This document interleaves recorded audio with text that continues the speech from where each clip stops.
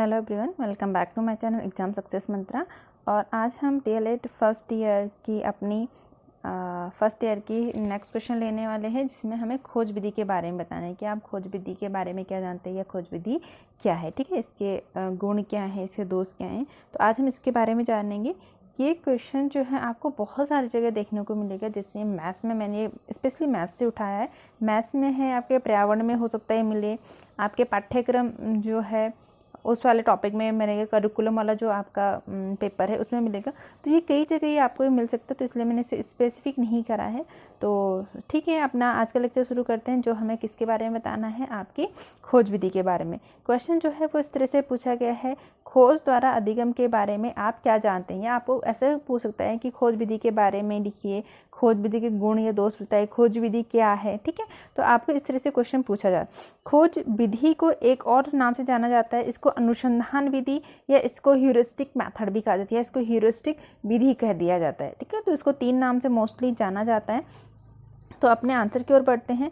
खोज विधि द्वारा अधिगम, सबसे पहले जान लेते हैं खोज विधि द्वारा अधिगम क्या है। सबसे पहले कि खोज विधि का मतलब क्या है ये जानता है। खोज विधि या खोज जो शब्द लिया गया है वो अंग्रेजी के ह्यूरिस्टिक शब्द से लिया गया है, और ह्यूरिस्टिक शब्द अपने में यूनानी शब्द ह्यूरोस्को से आया, और ह्यूरोस्का का जो अर्थ होता है वो होता है खोज करना। यहीं से ह्यूरोस्का से जो इसका मीनिंग बैठा है वो बैठा है खोज करना।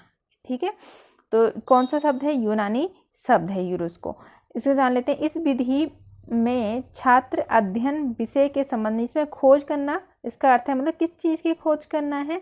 जो छात्र है वो अध्ययन से संबंधित विषय, जिस भी चीज़ का अध्ययन करे, जैसे ये मैथ्स का टॉपिक है तो मैथ्स से संबंधित जो वो पढ़ाई कर रहे हैं उससे रिलेटेड क्या करना, खोज करना। ठीक है, इस विधि में छात्र अध्ययन से संबंधित विषय में कोई खोज करते हैं।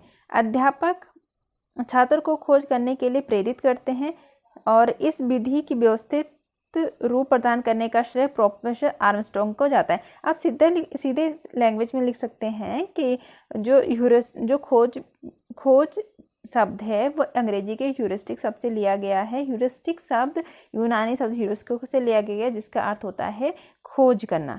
इसमें विद्यार्थी अपने विषय से संबंध में खोज करते हैं। ठीक है, खोज विधि को व्यवस्थित करने का जो श्रेय है वो किसको जाता है, आर्मस्ट्रॉन्ग को जाता है। या खोज विधि को प्रस्तुत करने का श्रेय किसको जाता है, या खोज विधि को प्रस्तुत किसने किया था, आर्मस्ट्रॉन्ग ने किया था। इंपॉर्टेंट है ये, जो आगे जाके जब आपका टेट का क्वेश्चन होगा ना, अब आप DLED करें तो ऑब्वियसली आपको टेट पास करना पड़ेगा उसके लिए, तो वहाँ पे आपको ये काम आएंगे। इसमें बहुत क्वेश्चन बनते हैं, जैसे कि खोज विधि का श्रेय किसे जाता है, इस तरह से। ठीक है, तो इस खोज विधि के संबंध में आर्मस्ट्रॉन्ग ने क्या कहा, इन्होंने कुछ कहा था। इन्होंने कहा था कि इस विधि के बारे में उन्होंने कहा, मतलब इस विधि में कहने का मतलब है कि खोज विधि में उन्होंने कहा कि बालक को जहाँ तक संभव हो कम से कम बताया जाए। मतलब जहाँ पढ़ा रहे हैं तो ऐसा ना, जनरली क्या होता है जब हम क्लास में पढ़ा रहे होते हैं तो हम कंटिन्यू अध्यापक को टीचर जो होते हैं स्टूडेंट को सारी चीज़ें बताता जाता है। लेकिन ह्यूरिस्टिक जो मेथड है, ये खोज जो विधि, वो कहती है कि ऐसा नहीं होना चाहिए। टीचर को कम से कम बताना चाहिए, इतना बताना चाहिए कि बच्चे को हिंट पता चल जाए कि किस चीज़ के बारे में उसको नॉलेज कलेक्ट करनी है। ठीक है, और ज़्यादा से ज़्यादा क्या करें, बच्चे खुद खोज करके उसके बारे में जाने। तो यही ह्यूरिस्टिक विधि में आर्मस्ट्रॉन्ग का कहना था। ठीक है, पूरे बता देती हूँ डेफिनेशन।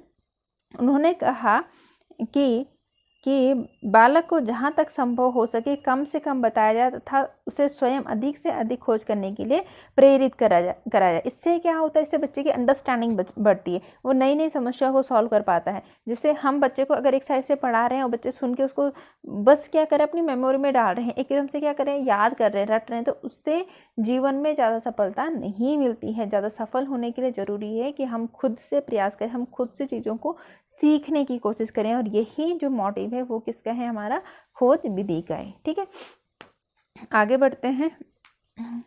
प्रोफेसर आर्मस्ट्रॉन्ग ने खोज विधि के बारे में क्या कहा है, उन्होंने क्या डेफिनेशन दी है। ठीक है, प्रोफेसर आर्मस्ट्रॉन्ग ने इसकी परिभाषा इस प्रकार से दी है।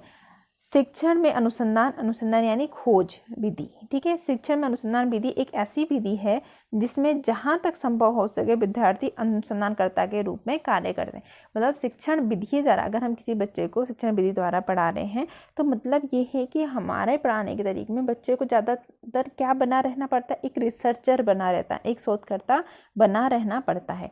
हम ज़्यादा करते शोधकर्ता की बात आती है तो हम PhD लेवल में छोड़ ले, हम छोटी क्लास से ही बच्चों में ये हैबिट डेवलप कर सकते हैं, ठीक है।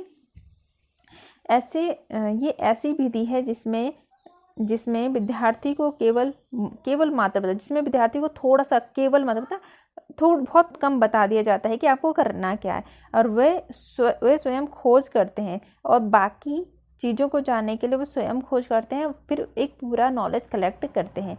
इस प्रणाली के अनुसार विद्यार्थी को अपनी विज्ञान शिक्षा अनुसंधानकर्ता के रूप में शोधकर्ता जो आपकी खोज विधि है, खोज विधि के अनुसार आपको अगर साइंस का नॉलेज ले रहे हैं तो आपको क्या करना चाहिए, अनुसंधानकर्ता के रूप में लेना चाहिए। ऐसा नहीं है आप निष्क्रिय श्रोता के रूप में बैठे हुए हैं और आप विज्ञान से पढ़ रहे हैं, विज्ञान का नॉलेज रहे हैं, तो ये सही तरीका नहीं है विज्ञान को पढ़ने का, ठीक है। उन्होंने कहा अपनी विज्ञान शिक्षा अनुसंधानकर्ता के रूप में तथा उसकी भावना के साथ प्राप्त करनी चाहिए। विज्ञान विषय का नॉलेज अनुसंधान करता, और जब हम कोई चीज़ खोज करते हैं तो हमारी उसमें कल्पना शक्ति भी लगती है। तो कल्पना शक्ति हमारी जैसे हमारी भावना होता है, जैसे हमारा प्रीवियस नॉलेज होता है, उस हिसाब से अपनी कल्पनाओं को करते हैं, तो वो हो गया हमारा भावनाओं को उसमें इंक्लूड होना। तो मतलब हम नॉलेज कैसे लें, अनुसंधानकर्ता के रूप में बने रहें और अपनी जो भावना है उसको इंक्लूड करके विज्ञान का नॉलेज लें। क्यों ऐसा करने की जरूरत क्यों है? क्योंकि विज्ञान कोई ऐसा विषय नहीं है जिसके संबंध में बताया जाए। जैसे हिस्ट्री में हम क्या होता है, पहले क्या होता है, एक राजा आया था हमारा, हम मुस्लिम के बारे में हम बोलेंगे कि अकबर आया था, उसने ऐसे कब्जा करा, फिर यहाँ लड़ाई हुई, वहाँ लड़ाई हुई, इस तरह से। तो विज्ञान इस तरह से पढ़ाया जाने वाला सब्जेक्ट नहीं, ऐसा सब्जेक्ट नहीं जिसके बारे में बता दिया जाए। बताने लायक क्या है, हिस्ट्री है आपके बताने लायक, ठीक है। यह एक व्यवहारिक सब्जेक्ट है, मतलब एक प्रैक्टिकल सब्जेक्ट है जिसका नॉलेज हम कार्य के लिए अपने हाथों से काम करके प्राप्त करते हैं, है ना। अब हमने हिस्ट्री का नॉलेज प्राप्त करनी, ऐसा तो नहीं हम लड़ाई करने जाएंगे, है ना, 10-50-100 लोगों को मार के आएंगे फिर हम क्या नॉलेज देंगे, ऐसा तो नहीं पॉसिबल। वो हम क्या बस उसके बारे में जान सकते हैं, लेकिन विज्ञान के बारे में हम प्रैक्टिकल करना पड़ता है और कार्य करके द्वारा सीखना ही उचित विधि है। खोज विधि या विज्ञान पढ़ने के लिए उचित विधि क्या है, कार्य करके सीखना या खोज द्वारा सीखना ही उचित विधि है। आई होप आपको समझ आया होगा इतना। अब बात आती है कि जो खोज विधि है उसमें क्या प्रोसेस है, उसको करने का क्या तरीका है। तो खोज विधि में क्या होता है, सबसे पहले अब आपने ग्रेजुएशन करी होगी, मैं समझ के चल रही हूँ कि बहुत लोगों ने ग्रेजुएशन करी होगी, नहीं तो 12th लेवल में भी कई जगह पे अच्छे प्रैक्टिकल कराए जाते हैं ना। मैं सब स्कूलों को इंक्लूड नहीं करूँगी क्योंकि बहुत से स्कूलों में नहीं ऐसा होता है, बट कई स्कूलों में होता है। तो जब अपनी लैब में जाइए, और जब हम लैब में जाते हैं तो क्या होता है, सबसे पहले हमारे जो मेंटोर होते हैं, जो हमारे टीचर होते हैं, वो सामने से हमें बताते हैं कि ये फ्लास्क है, अगर बायो का ये बैटरी डिश है, ये माइक्रोस्कोप है, जो भी चीज़ें होती हैं उसके बारे में बताते हैं। और हमें क्या कहते हैं, कोई समस्या हमारे सामने रखते हैं, कोई जैसे मतलब केमिस्ट्री है तो क्या रखेंगे, कोई पाउडर हमारे सामने, तो बोलेंगे अब इस पाउडर को आइडेंटिफाई करें तो ये है क्या, है ना, ये है क्या। तो हम उसके जैसे वो हमें इंस्ट्रक्शन देते हैं उस हिसाब से अपना काम करते जाते हैं और लास्ट में हम रिजल्ट को फाइंड आउट करते हैं। तो यही क्या है, खोज विधि। खोज विधि में यही हमें लिखना होता है, ठीक है। देख लेते हैं लिखा हुआ क्या है।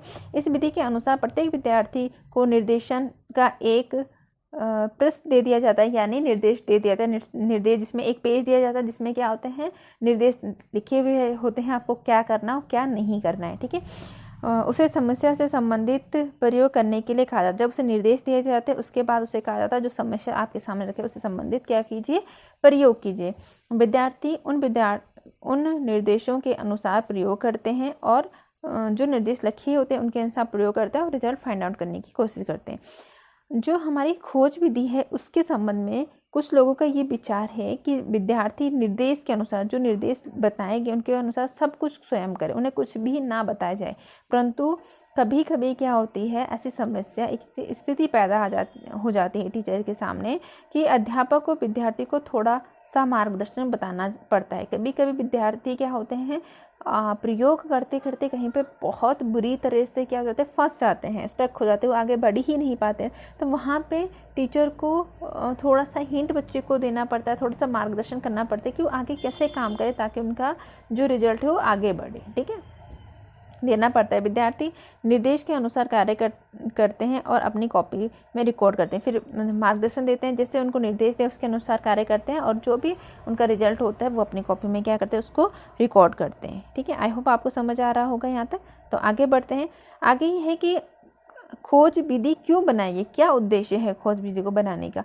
तो इसका पहला जो उद्देश्य है, खोज विधि का मुख्य उद्देश्य छात्रों में वैज्ञानिक, आप ऐसे लिखना, इसमें एक साथ लिखा हुआ है लेकिन आप अच्छी जो राइटिंग होगी ये होगी कि छात्रों में वैज्ञानिक दृष्टिकोण को पैदा करना। इसका उद्देश्य क्या है, छात्रों में वैज्ञानिक दृष्टिकोण को पैदा करना, छात्रों में खोज प्रवृत्ति का विकास करना। ठीक है, 2 पॉइंट हो गया।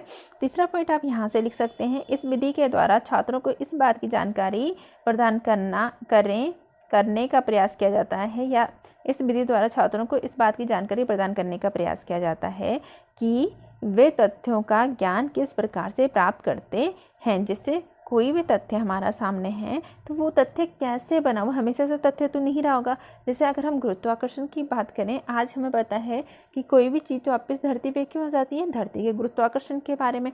तो गुरुत्वाकर्षण में एक पावर है, एक शक्ति है, ये क्या है, आज की डेट में एक फैक्ट है, बट हमेशा से ये फैक्ट नहीं रहा होगा, है ना, हमेशा से इसकी खोज नहीं थी।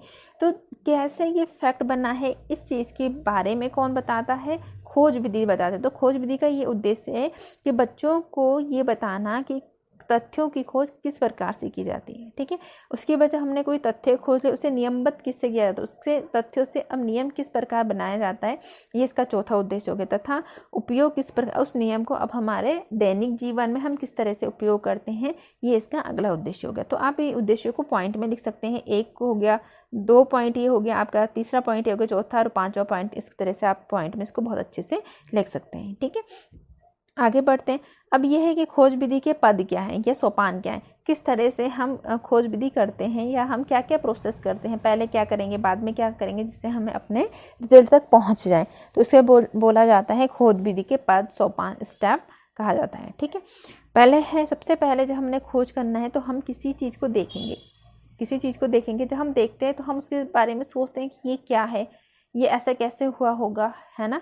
अगर जैसे अगर हम नेचर को देखें, किसी नेचर को बहुत पसंद करता है कोई, तो हम जैसे किसी पहाड़ को देखते हैं तो हम सोचते हैं ना कि यार के नेचर की क्या क्रिएशन है, कहीं पे इतना समतल, वहीं पे कहीं इतनी ऊंची पहाड़ी, कहीं पे इतने ऊंचे ऊंचे झरना, कहीं इतना सूखा, कैसे। तो वो जब हमारे दिमाग में देख के हमारे दिमाग में क्वेश्चन उठते हैं, तो वो क्या फर्स्ट स्टेप होता है हमारा खोज विधि का। ठीक है, तो सबसे पहले खोज विधि कराने के लिए छात्रों को विभिन्न प्रकार की वस्तु और तथ्यों का निरीक्षण के अवसर, निरीक्षण समझते हो, देखना, उसके बारे में सोचना, निरीक्षण करने के अवसर देने चाहिए। कि अगर हम जो हमारे पास समस्या, उस समस्या को विद्यार्थी के सामने रखो और उनको अवसर दो कि वो उसका निरीक्षण करें। ठीक है, उसके बाद जो भी वो निरीक्षण करते हैं, जो भी उनके दिमाग में क्वेश्चन बनते हैं, जो भी वो फैक्ट्स होते हैं, उन फैक्ट को क्या करना है, इकट्ठा करना है। छात्रों से तथ्यों को इकट्ठा करने के लिए करवाना। उसके बाद छात्र द्वारा किए गए निरीक्षण और तथ्यों के आधार पर तुलना करना। जो उन्हें निरीक्षण करना है, जो फैक्ट उन्होंने कलेक्ट किया है, या जो पहले से मौजूद फैक्ट है, उनके आधार पर उन दोनों के बीच में क्या करना, तुलना कराना। तुलना करने से क्या होगा, उसके तथ्यात्मक तर्क देना, एक उचित तर्क देना कि जैसे मतलब पहाड़ी क्यों बनी होगी, उन्होंने पहाड़ी देखी, निरीक्षण करा, उनके दिमाग में कुछ क्वेश्चन आए होंगे, कुछ फैक्ट पहले से, उन दोनों को अब तुलना करके ये बताना, ये तर्क देना, अच्छा पहाड़ी क्यों बनी होगी, कहीं समतल क्यों बना है। ठीक है, आप समझ रहे होंगे आई थिंक। तो ये इसका चौथा पॉइंट हो गया।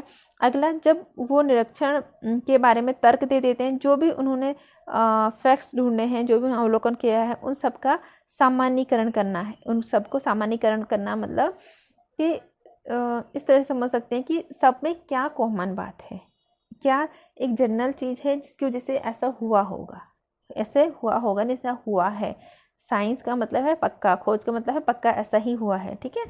अजम्पशन जैसी बात नहीं हो सकती है वहाँ पे, ठीक है। अंत में जो भी उन्होंने खोजा है, जो भी देखा है, उनको क्या लिखित रूप में प्रदान करना, अंत में उन्हें लिखित रूप प्रदान करना। तो ये क्या है, खोज विधि के 6 स्टेप हैं कि हम खोज विधि की जो प्रक्रिया है वो कैसे कैसे करते हैं या कैसे कैसे हमें करना चाहिए। अंत में आता है कि खोज विधि में सब कुछ तो क्या कर रहे हैं, बोला गया है कि जो स्टूडेंट उसको स्वयं खोज करना है, तो अध्यापक की क्या जरूरत है, अध्यापक की भूमिका क्या रह जाती है वहाँ पे।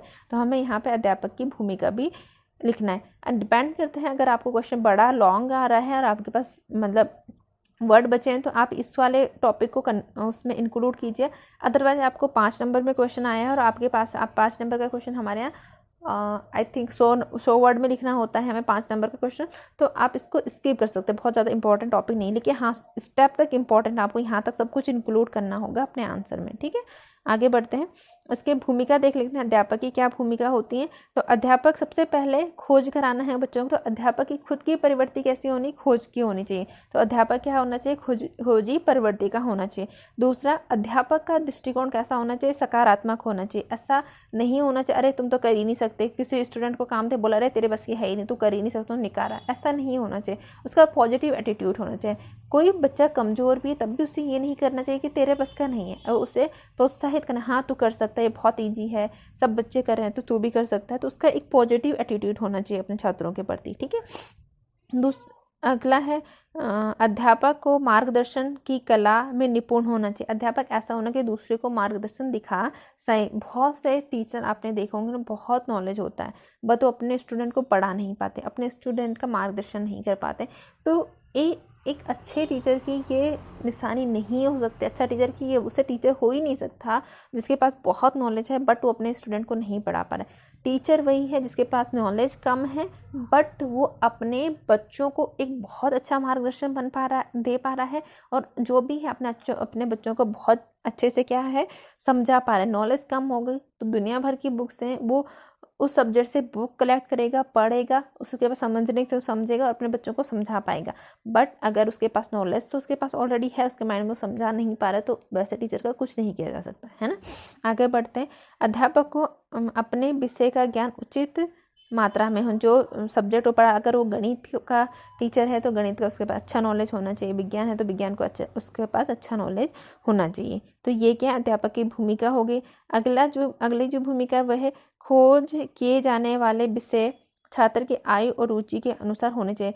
टीचर को ये पता होना चाहिए कि जो समस्या मैं बच्चों के सामने रख रहा हूँ वो उनकी आयु के अनुसार है या नहीं है, पहला फैक्ट। दूसरा, उसने ये भी ध्यान रखना चाहिए कि वो जो स्टूडेंट है उसके रुचि के अनुसार है कि नहीं है। अगर उसके रुचि का फिट होगा तो बहुत अच्छे से उसमें काम करे, अगर नहीं होगा तो नहीं कर पाएगा। आयु का क्या है, माना हमने कोई समस्या ऐसी रख ली जिसमें हाई मेंटल लेवल की ज़रूरत है, लेकिन एक छोटा बच्चा जो 8 साल का बच्चा है उसका मेंटल लेवल उतना डेवलप नहीं हुआ होता, उतना विकसित नहीं हो पाता कि उस समस्या को वो क्या कर सके, सॉल्व कर सके, है ना। तो इसीलिए ये ज़रूरी है कि हम जो समस्या रख रहे हैं वो बच्चे की आयु और रुचि के साथ मैच करे। इसीलिए आप देखते होंगे कि जब बच्चा फर्स्ट में होता है, UKG में होता है, तब भी उसके पास प्लस है, जब वो 6 में आ गए तब भी उसके पास प्लस है, लेकिन उनका डिफ़िकल्टी लेवल अलग अलग हो जाता है ना। आप याद करें कि आपको फर्स्ट क्लास में प्लस कैसे सिखाए गए थे, जब आप 6 क्लास में तब प्लस को कैसे सिखाए गए थे, क्या डिफरेंस था उसमें। तो ये किस बेस पे सेट किया जाता है, ये सेट किया जाता है बच्चे की आयु के आधार पर। आयु का सीधा रिलेटेड है उसके मेंटल लेवल से। आई होप यहाँ तक आपको समझ आएगा। अगला जो है वो है कि जो आपके खोज विधि है उसके गुण और दोष क्या है। ये भी बहुत फ्रिक्वेंटली पूछे जाने वाला क्वेश्चन होता है कि किसी भी विधि के गुण दोष आपसे पूछ लिए जाते हैं, ठीक है। गुण का मतलब गुण बोल रहे हैं या उसके लाभ बोल रहे हैं। दोष का बात जहाँ है, दोष आ गई, कमी आ गई या लिमिटेशन आ गई, तो वो सब क्या होता है, एक जैसे होता है। दोष, कमी, लिमिटेशन मतलब सेम चीज़, गुण या लाभ मतलब सेम चीज़, ठीक है। इसके प्रमुख गुण निम्नलिखित है। नंबर 1 है खोज करना, मतलब हम अपने हाथों से उसमें कार्य करते हैं। तो पहला गुण इसका यही है कि कार्य द्वारा सीखने के सिद्धांत पे आधारित है, कि हमें शिक्षा के कुछ सिद्धांत है जिसमें से एक मुख्य सिद्धांत है कि हमें बच्चों को शिक्षा कार्य द्वारा करके सीखना चाहिए, करके देना चाहिए, करके देना मतलब उनको कराना चाहिए। तो पहला यही इसका गुण है कि ये कार्य द्वारा सीखने के सिद्धांत पे आधारित है। इस विधि द्वारा सीखने के मनोविज्ञान सीखने के मनोवैज्ञानिक सिद्धांत पर आधारित। ये विधि जो है मनोवैज्ञानिक सिद्धांतों पर आधारित। आप सीधे लिख सकते हैं। मनोविज्ञान का एक सिद्धांत है कि हमें क्या कार्य करके सीखना चाहिए। इसके द्वारा विद्यार्थी स्वयं सीखते हैं। इसके द्वारा विद्यार्थी स्वयं सीखते हैं। ये नहीं है कि टीचर उसको सब कुछ पकाया दे रहा है। ठीक है, अगला है, इस विधि से क्या होता है, बच्चों में वैज्ञानिक दृष्टिकोण का विकास होता है। इस विधि से वैज्ञानिक दृष्टिकोण का विकास होता है। ठीक है, परिश्रम की आदत लगती है। जब हम वैज्ञानिक विधि द्वारा कोई खोज करते हैं तो उसमें कई बार क्या होता है, बहुत लंबे टाइम तक हमें उसके आंसर को फाइंड आउट करने के लिए काम करना पड़ता है। तो इससे क्या होता है, बच्चों में जो है मेहनत करने की आदत डेवलप होती है। ठीक है, बच्चों में क्या होती है, परिश्रम करने की आदत विकसित होती है। वैज्ञानिक प्रणाली से परीक्षण, इससे जो बच्चों को ट्रेनिंग दी जाती है एक वैज्ञानिक प्रणाली से दी जाती है, एक साइंटिफिक तरीके से दी जाती है। और ये यहाँ पे जो उनको इस तरह से ट्रेनिंग मिलती है वो ज़िंदगी भर काम कर आती है। आगे जीवन में जो भी समस्या आएंगी तो वो इजीली सॉल्व कर पाते हैं, क्योंकि यहाँ पे उन्होंने वो मेथड सीख चुके हैं कि किसी भी समस्या को कैसे सॉल्व किया जाता है। ठीक है, यह विधि वैज्ञानिक प्रणाली में प्रशिक्षण देकर विद्यार्थियों के जीवन को तैयार करते हैं। मतलब वैज्ञानिक खोज विधि से हम वैज्ञानिक प्रणाली से प्रशिक्षण देते हैं, जिससे बच्चे क्या है आगे के जीवन के लिए तैयार होते हैं। इससे जब बच्चे अपने हाथों से स्वयं काम करते हैं, वो स्वयं रिजल्ट को फाइंड आउट करते हैं, तो उनमें क्या आता है, आत्मनिर्भरता आती है। वो दूसरे पे डिपेंडेंसी उनकी धीरे धीरे क्या होती है, कम होती जाती है। तो बच्चों को क्या बनाता है, आत्मनिर्भर बनाता है। यह विद्यार्थियों को आत्मनिर्भर तथा आत्मविश्वासी बनाता है। दूसरा है व्यक्तिगत ध्यान।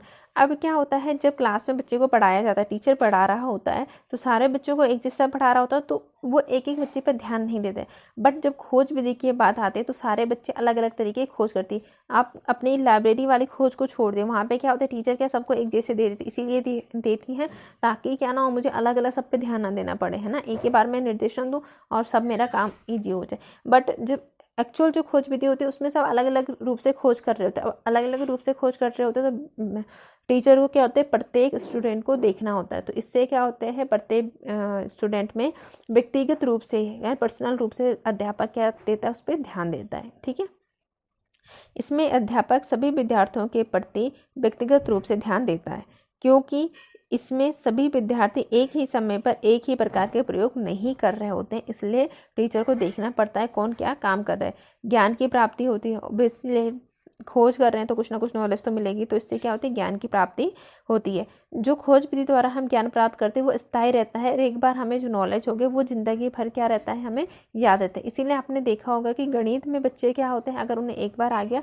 तो जैसे प्लस माइनस गुणा भाग जो भी सीखे तो उनको एक लंबे टाइम जिंदगी भर याद रहता है। लेकिन अदर सब्जेक्ट अगर उसने हिस्ट्री पढ़ी होगी तो उसने जब तक पेपर नहीं दिया तब तक उसे याद रहती है, बाद में 2-4 सालों में उसका नीलबट्टे सन्नाटा हो जाता है, कुछ भी उसे याद नहीं है। लेकिन आपने देखा होगा मैथ्स में ऐसा नहीं होता। क्यों? क्योंकि मैथ्स में ज़्यादा से ज़्यादा हम क्या करते हैं, अपनी हाथ से प्रैक्टिस कर रहे होते हैं। एक किस्म से हम क्या बहुत ज़्यादा मेंटल और फिजिकल क्या कर रहे होते हैं, उसमें स्ट्रेंथ के यूज़ करते हैं। तो इसलिए हमें क्या रहती है, वो जो मैथ्स रहता है एक बार समझ आ गया तो लंबे टाइम तक क्या रहता है, याद रहता है। ठीक है, आगे बढ़ते हैं। आगे खोज विधि के दोष क्या हैं। अभी तो हमने जान लिया उसके लाभ क्या हैं, लेकिन इसके साथ साथ उसके कुछ क्या है, कमियां भी हैं। इसको हम दोष, कमी या अवगुण कहते हैं, या इसी को लिमिटेशन कहा जाता है। ठीक है, एक तो क्या है, खोज विधि बहुत लंबी है और बहुत धीमी धीमी चलने वाली प्रक्रिया। अगर हम बच्चे को हर टॉपिक खोज विधि द्वारा कराने लगे तो पॉसिबल ही नहीं है कि जितना सिलेबस जो उसका एक कक्षा के लिए निर्धारित किया गया उसे पूरा किया जा सके। तो ये इसकी सबसे बड़ी कमी है ना। तो ये क्या एक बड़ी लंबी और धीमी प्रक्रिया है। इसके द्वारा निर्धारित पाठ्यक्रम को समय पर पूरा करना कठिन हो जाता है। और खोज विधि में क्या है, हर काम को अनुसंधान विधि द्वारा करने पर बल दिया जाता है। हर चीज़ को कैसे सिखाना है, अनुसंधान द्वारा, यानी खोज करके या प्रैक्टिकल द्वारा सिखाना है। तो ये भी क्या है, इसका क्या है, ये इसका एक मिनट, हाँ,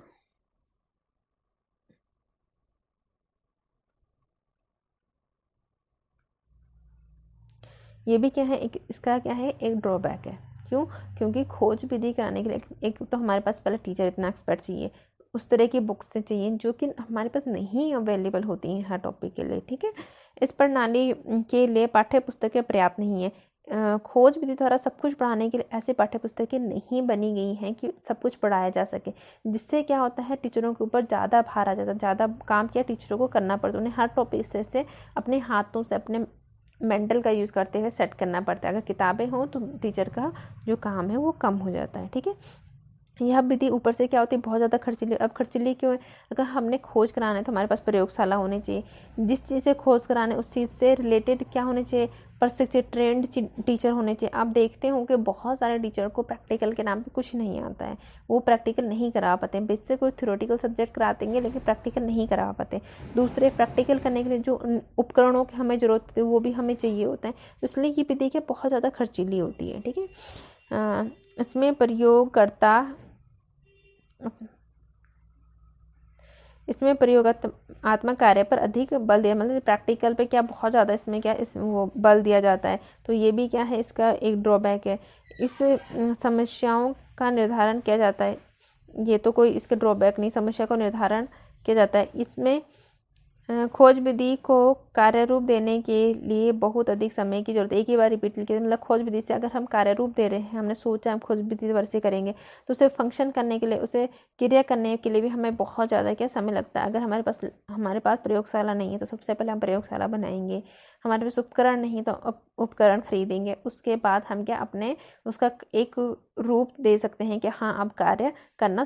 यहाँ विधि छोटी कक्षा के लिए उपयुक्त नहीं, क्योंकि इसमें मानसिक विकास पूरी तरह से नहीं होती। ये जो विधि होती है छोटी कक्षाओं के लिए उपयोगी नहीं होती, क्योंकि छोटी कक्षाओं में जो बच्चा होता है उसका मेंटल लेवल इतना विकसित नहीं हुआ होता है कि उससे क्या सब कुछ सिखाया जा सके, है ना। वो प्रयोग द्वारा सब कुछ करे, उसे निर्देश दिया और खुद प्रयोग द्वारा कर ले, ऐसा पॉसिबल नहीं होता है। तो छोटी कक्षाओं के लिए विधि उपयोगी नहीं है। ये कहाँ है, आपके इंटर लेवल पे या कॉलेज लेवल पे ये विधि बहुत अच्छी है, बट छोटे क्लासों के लिए नहीं है, बहुत ज़्यादा खर्चीली है, इसलिए हम इसको यूज कम से कम करते हैं। दूसरे, हमारे पास ट्रेंड टीचर नहीं है, हमारे पास हमारी पुस्तकें जो है इस तरह से डिज़ाइन नहीं है कि हम प्रैक्टिकल की ओर बढ़ पाएँ। तो ये सब क्या है, इसके कुछ ड्रॉबैक है। तो यहाँ पे हमारा लेक्चर कंप्लीट होता है। तो हम फिर मिलते हैं अपने नेक्स्ट लेक्चर में। तब तक आपको लेक्चर पसंद आ रहे हैं तो लाइक करें, शेयर करें, सब्सक्राइब करें। ठीक है, अपने दोस्तों के साथ ज़्यादा से ज़्यादा शेयर करें। ठीक है, फिर मिलते हैं अपने नेक्स्ट लेक्चर में।